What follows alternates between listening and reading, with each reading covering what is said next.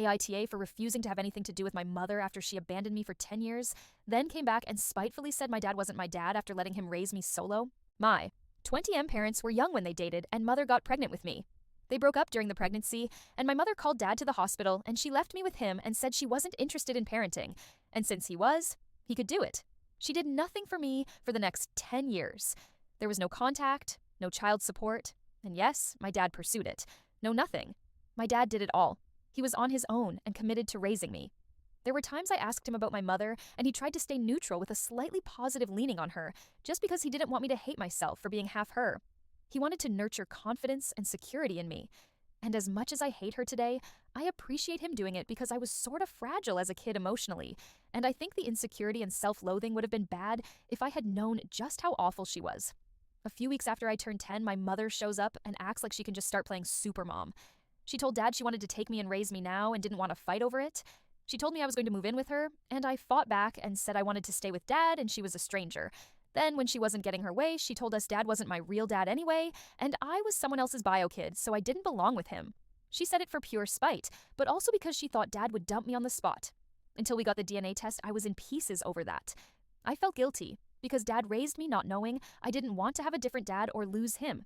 He spent ages reassuring me he would be my dad no matter what, and I was his son no matter what, and he loved me.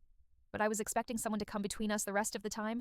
I was so sure my mother would find the actual guy and he'd take me away, or they both would. But a DNA proved that I was dad's kid. He paid for it privately, just because he wanted me to be comforted, and deep down, he believed I was his, even if he was sick at the thought of my mother telling the truth. We don't know if she had doubts about who was my father, but she was wrong that dad was 100% not my dad.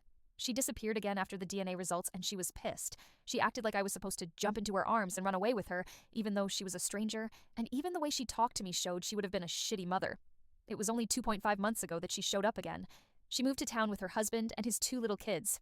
They made a point of stopping by mine and dad's house and introducing him and the kids.